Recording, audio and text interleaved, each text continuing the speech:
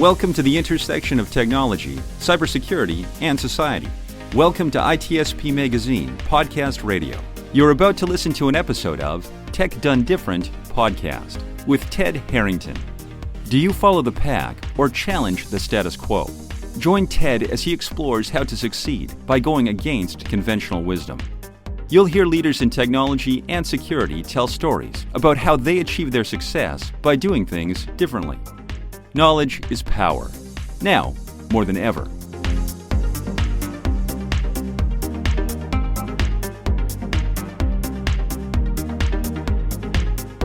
Welcome, everybody, to another episode of Tech Done Different. I am one of your hosts, Ted Harrington, and with me here is my co-host, Ben Schmerler. Ben, what's going on, man? Hey, Ted. All sorts of stuff's going on, always. There's lots going on. Yeah. And we have our special guest. Her name is Jana. She's the founder and CTO of ORNA. And Jana, welcome to the show. Thank you so much, guys. It's a big honor to be here. I guess I can spend a couple of seconds introducing myself. So as they mentioned, my name is Jana. I'm a co-founder and CTO at ORNA. We are a Canada-based cybersecurity startup. My personal favorite specialty, I think, in the entire field of cybersecurity is digital forensics and incident response. And so 99% of my work right now is revolving around that area. Nice. So you and I spoke a few weeks ago, and you said you had many stories about digital forensics, and I might have even cut you off. I might have been like, this is too good. Don't tell me this right now. I want to talk about this on the podcast. So I now want to hear the story or stories. Well, so maybe I changed my mind and I don't want to tell you about it. This would be such an embarrassing moment for that. That would be great. Absolutely. I have loads of stories, especially when it comes to incident response. The problem is the NDAs, right? I can't share too many details. So in the stories that I'll be telling today, it may or may not be related to different companies, different times, different breaches, but one way or another, I have participated in those. And I think the main area that I find the most interesting is insider threat. This is the one that people don't talk about a lot because there aren't currently that many ways of detecting insider threat ahead of time.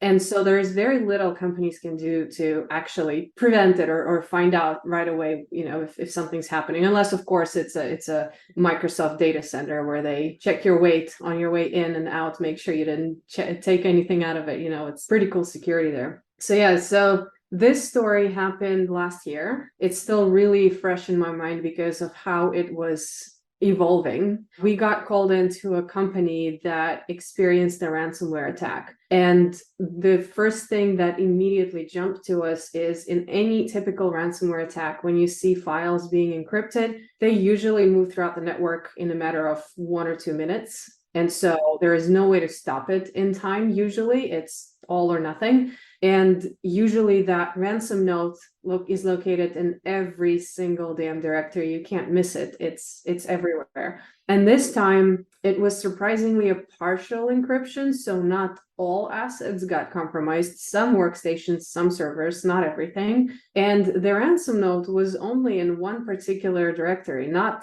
everywhere. So that was immediately a really, really curious situation that we started investigating.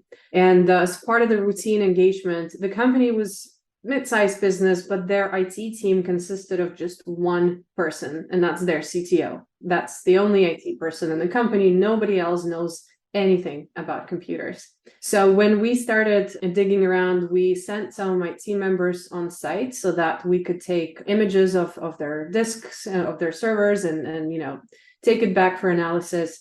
So one of my employees was there. By looking at him, you would never tell that he can't speak a foreign language. So in this case, he spoke Cantonese but just looking at him, you wouldn't know.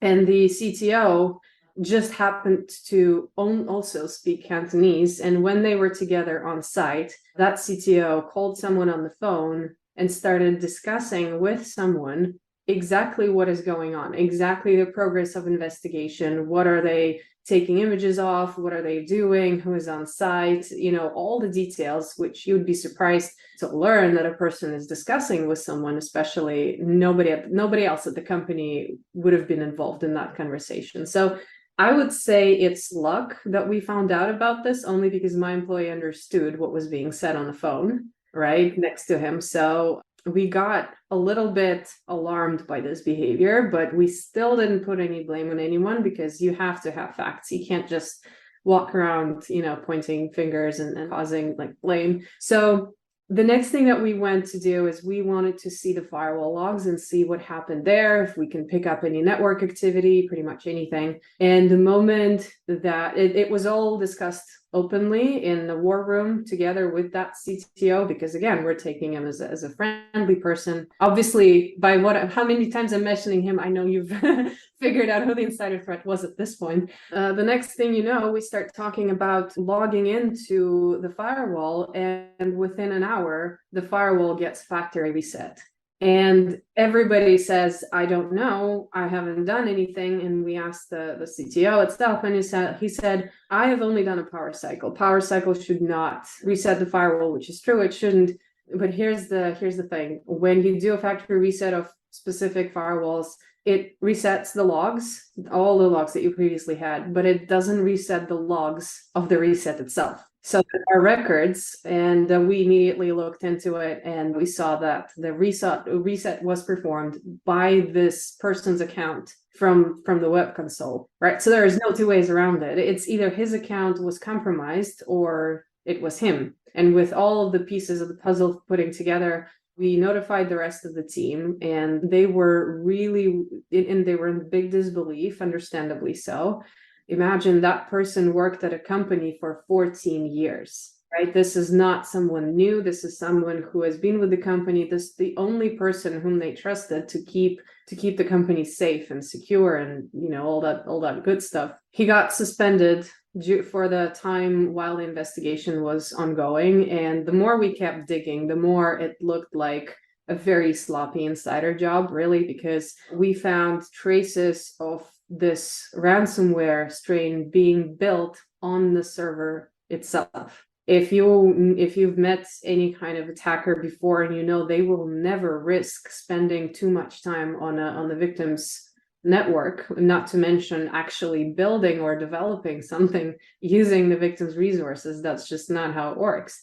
We found traces of Mimikatz, funny enough, containing information of some other companies completely unrelated as well. So there was that interesting mix-up. When we looked at the ransom note, the note itself looked and matched with the IOCs of a known ransomware gang, but there was no mention of this company anywhere. And when we followed the link to the Tor site that they provide to chat with the attackers for negotiations, there was nothing, emptiness. The chat was there was nobody monitoring, nobody responding. So you could say that the chat had been used previously, right? Because they used them once per victim. So this one already looked like it was used. So we were really confused at the time as to what the reason could have been, because when you're coming in as an outsider, you don't know the inner workings of the company and what can happen. Way later, fast forward to the end of the investigation, what turned out to be the case was that this rather small company, and they had very intimate relationships with each other as being employees for so many years, they had a IT provider that the original CTO really liked. And that IT provider either made some mistakes or whatever happened, they decided they switched the provider without consulting the CTO person. And so he got really, really upset. Our theory was that he probably wanted to cause this incident, then fix it by himself because he would know how to come out a hero. And the note that we found, the note was deliberately placed under the directory of that new IT provider's directory, wherever they were using on the servers, right? So it was almost trying to frame them, but again, lacking some, skills to cover up your steps and even the knowledge of how ransomware works. This was not a typical case. Can I ask a couple questions about the story? This is fascinating. First, so you honed in on the CTO being the insider threat. Did the CTO bring you in? Was that who brought you in to do the work in the first place, if you can say? That's an interesting question. It was actually the CTO and the CEO together were looking for a company. They had a connection to a connection of mine, who is in cybersecurity, but he is in offensive, so he doesn't do incident response, and he pulled us in for this one. Yeah. So I'm picturing this. that you're having some sort of discussion about performing forensics for them, and you probably at the time don't know it, or you don't assume that you're talking to the insider threat at the table or virtual table or whatever it was, and they're literally shopping you to investigate themselves in a sense. I guess my second question is, how smart does this CTO think he actually is? So like, or he or she, I guess, actually is, because they had a plan, to wipe the firewalls, to do these factory resets, to eliminate some of the logs. But I mean, that wasn't good enough. I mean, a good forensics person can get to the bottom of this stuff, right? Oh, absolutely. And that comes with experience. You can be in a technical role for decades, but if you've never dealt with cyber, there is a good chance you wouldn't consider many of the traces, many of the places where we look for evidence, right? I mean, firewall is a pretty straightforward place. I'm surprised he didn't do it right away, because I mean, this is the one of the number one places anybody would look, right? But when we start digging further and further into emails, into OneDrive, into everything, because again, once we zeroed in on that person, we needed to investigate their personal account and see what was done on their computer. Let me just put it that way. The level of skill was not there for the position that they held, because aside from these things, we also found traces of them downloading malware, thinking it was a tool to unlock a Windows machine for which they lost a password. Wow. What could go wrong? Can I ask you about motivation? You described a moment ago that this individual maybe had hired an IT services company in order to ostensibly become the scapegoat, and then this CTO could be the hero.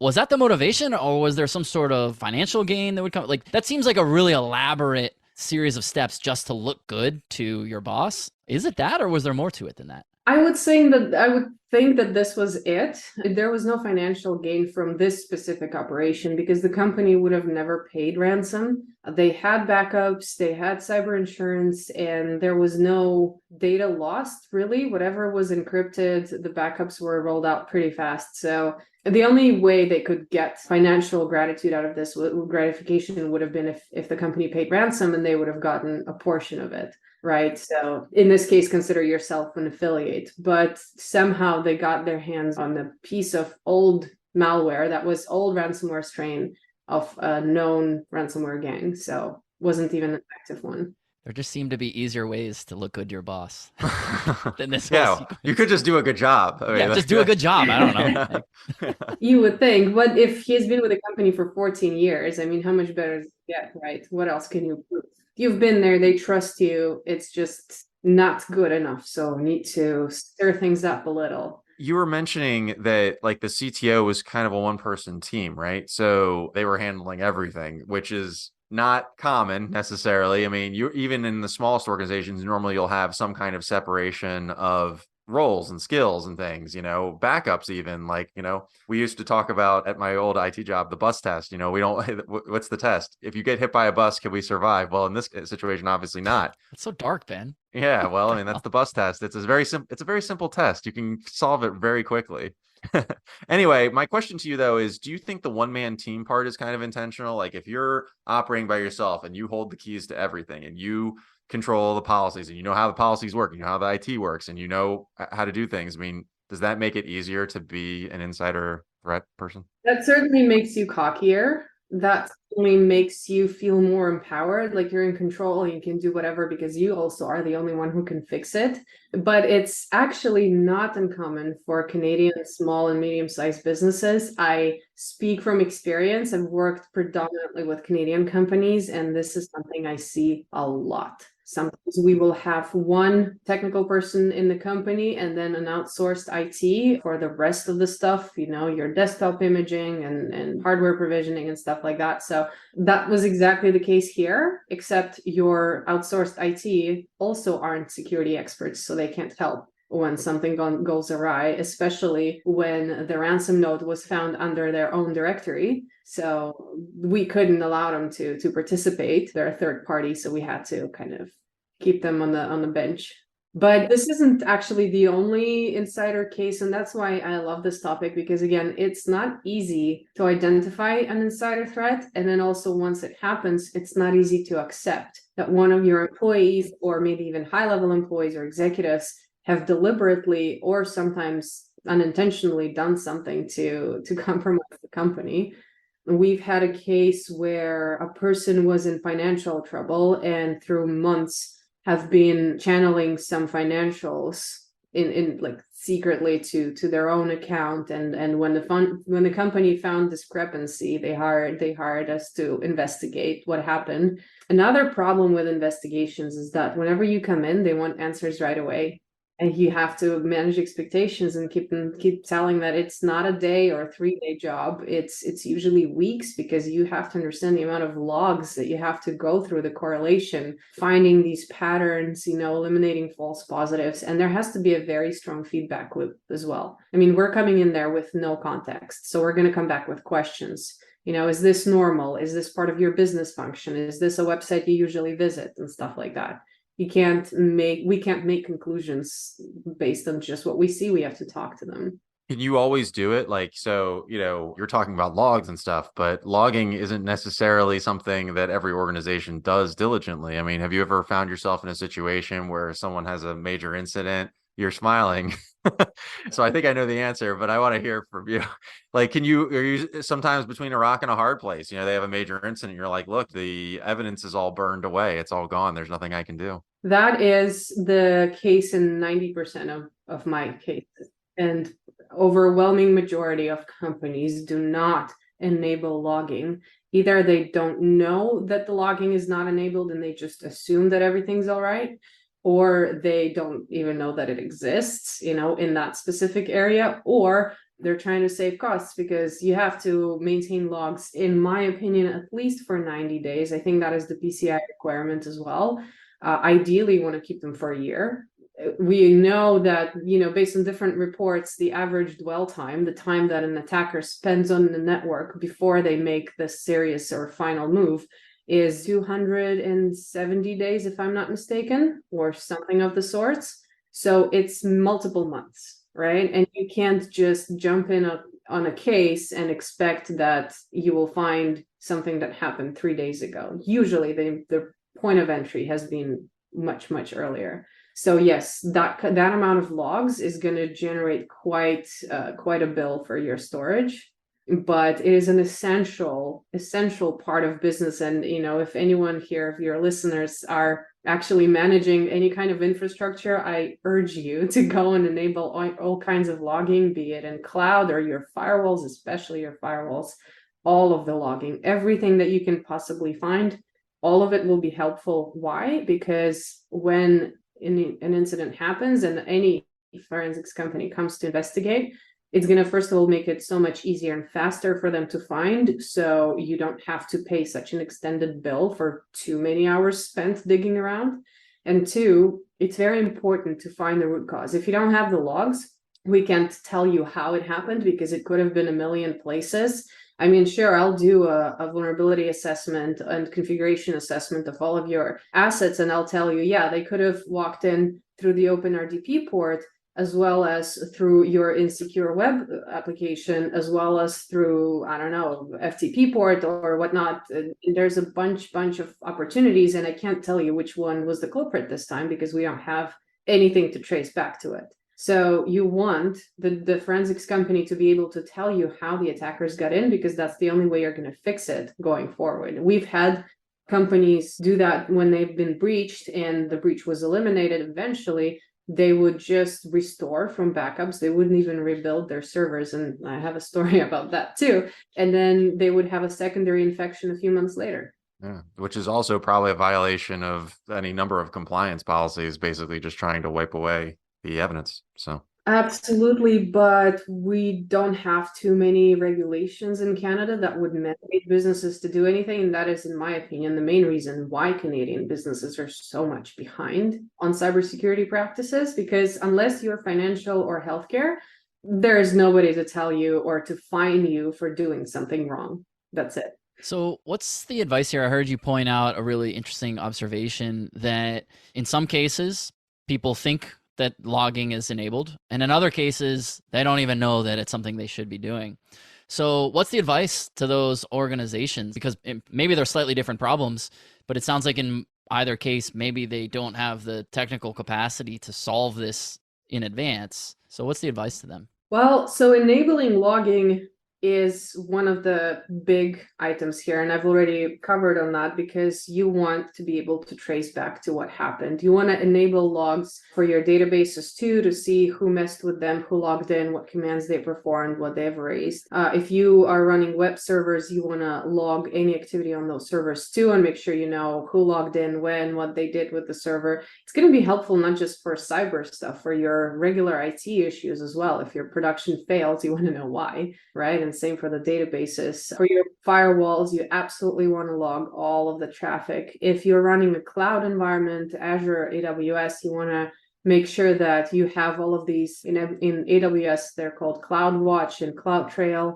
You want to make sure that, I know they're extra, right? Everything costs these days. It's not, a lot of these things aren't free, but they're really worth it. They're going to save you when you know the disaster happens. But a prerequisite for that, and before you even go ahead and enable logging, the very first, and I know that sounds ridiculously basic, but so many times I've seen this not being done properly, is know your estate.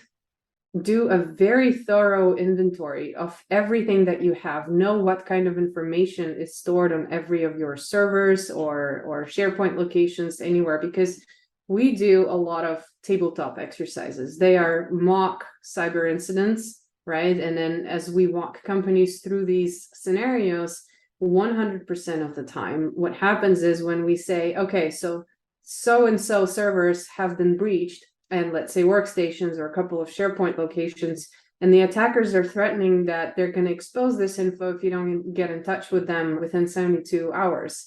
And then I asked this company, what are the consequences? What happens if somebody gets access to that server? What information is stored there? And that's the moment where it hits them and they go, I don't even know. Do we start company? Do we store customer data in there or anything else? They simply have no visibility. And when you don't know what you have, you can't protect it.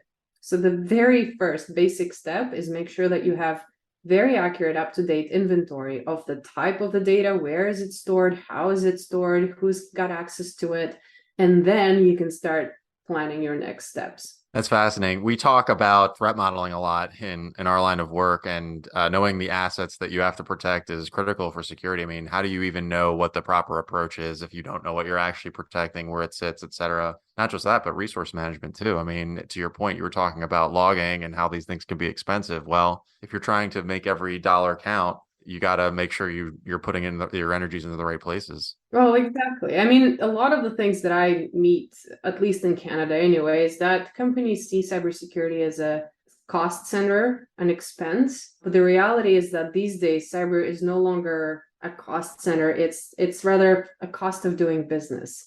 It's like buying an insurance. You can't do any business if you don't have insurance. Nobody is gonna, make partnerships with you, or renting an office if you need a brick and mortar location. It's just part of your day-to-day operations. You have to have it.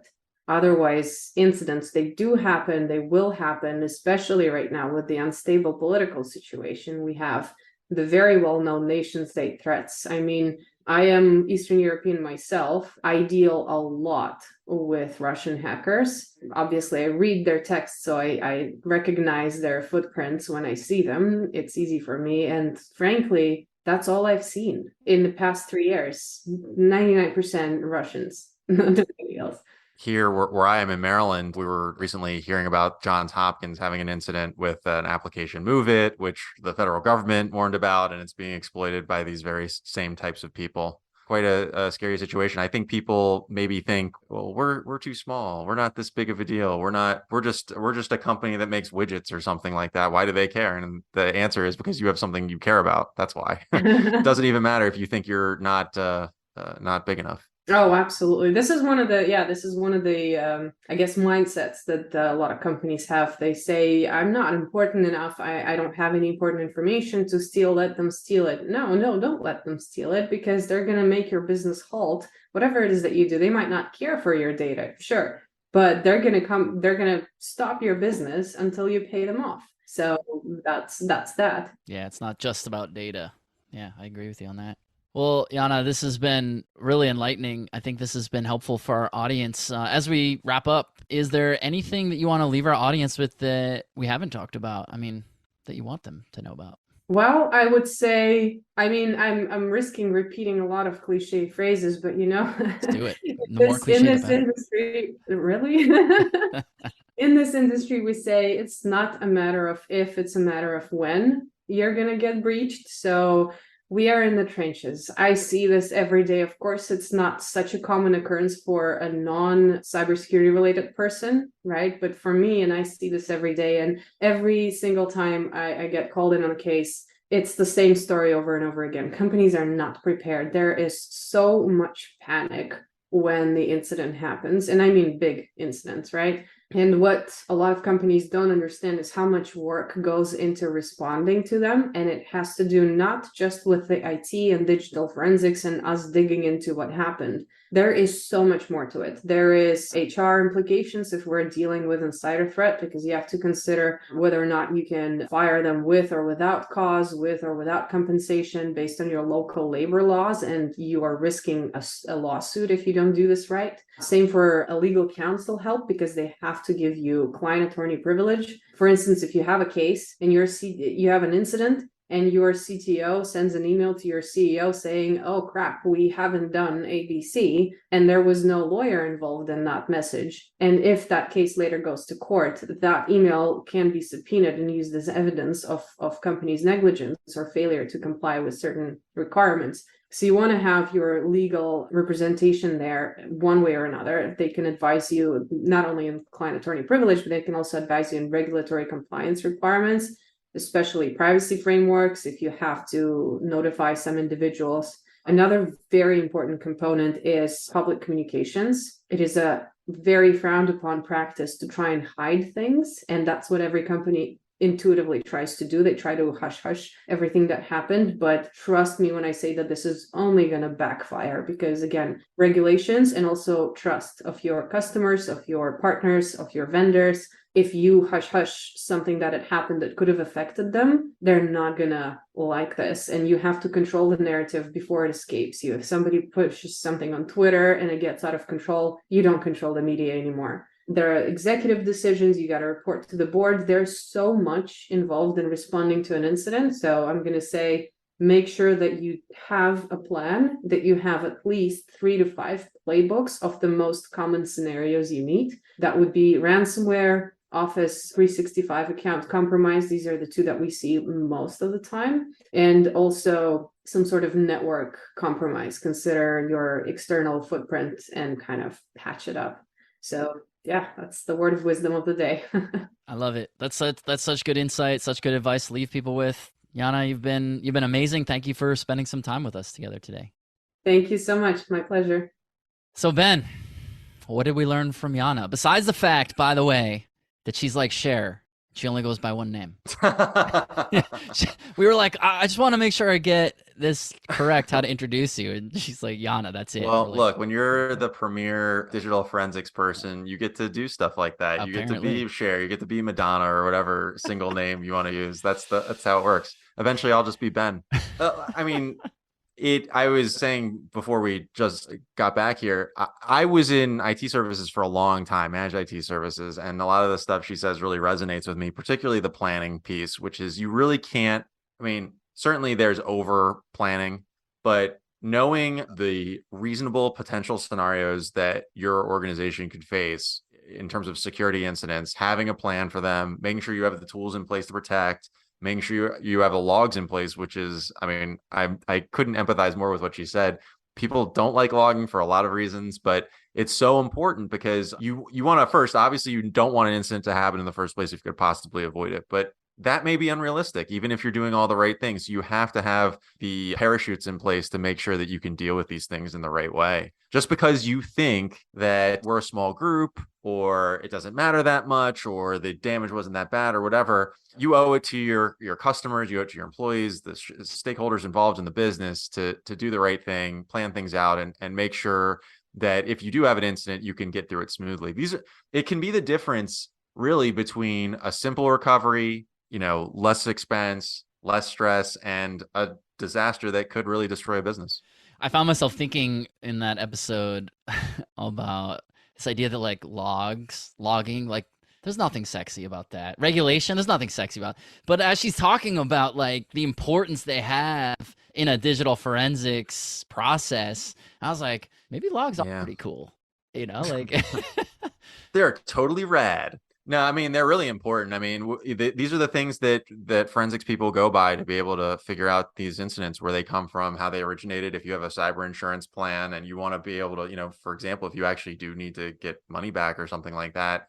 I mean, if you're not doing the right things, including logging, or if you're doing an application, you say the wrong things that you are and you're not. I mean, these could be very problematic scenarios. So it's better to make the investment, know what kind of, you know, I talked about threat modeling, know your threat model, know who's going to attack you, what assets you control, who, you know, what tools you have to protect, all that stuff.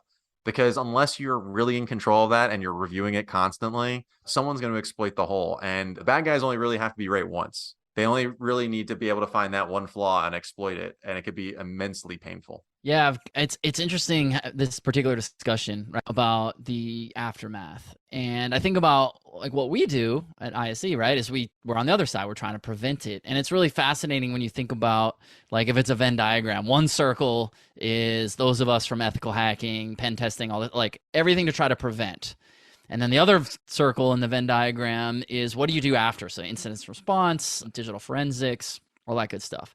But the overlap, the middle, is the things that are shared between those two components are really the mission, right? Which is to try to reduce the likelihood and reduce the impact of a future breach. So like once a breach has already happened, you want to figure out what happened. Hopefully you can like prosecute the criminal. You can figure out or criminal is maybe not the right word, but you can prosecute whoever did it.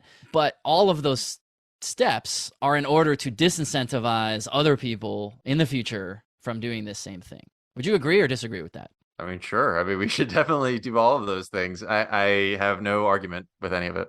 Nice. Argument-free zone. Yeah. All right. Well, what should we leave everyone with? What pearls of wisdom? You know, I think planning and reassessing is super critical. I was thinking about when you were just talking about us doing assessments on the front end, we've had situations where we've done assessments and we find some very critical or high level vulnerabilities that can cause real damage. And sometimes it doesn't take, it comes at the beginning of our test. Part of our process is to notify people when we identify a serious vulnerability before the report comes out. We want to make sure people are fixing stuff. And the reason is if we're able to find something in a few hours of testing that is really meaningful, well, imagine the implications of that. That means that your product potentially has been in the wild, online, and has this hole open in it that anyone could exploit. And so if things are being found in testing, don't be surprised that someone could exploit these things in real life and turn it into something bad, which is why you need to have the incident response on the other side and have a plan to deal with it, because something could happen and you just need to be prepared to respond. The longer you wait, the less resources you have to respond, the more troublesome it'll be. And you want Jana to be able to do her job well. You don't want to be in the 90% who she can't help. Yeah, that is astute. I agree with you there, Ben. Well, as always, it's been fun doing this with you. For everyone listening, you can learn more about the show, our guests, and upcoming episodes at tedharrington.com/podcast, and we'll catch you next time. We hope you enjoyed this episode of Tech Done Different podcast with Ted Harrington. If you learned something new and this conversation made you think, then share itspmagazine.com with your friends, family, and colleagues. If you represent a company and wish to associate your brand with our conversations, sponsor one or more of our podcast channels. We hope you will come back for more stories and follow us on our journey. You can always find us at the intersection of technology, cybersecurity, and society.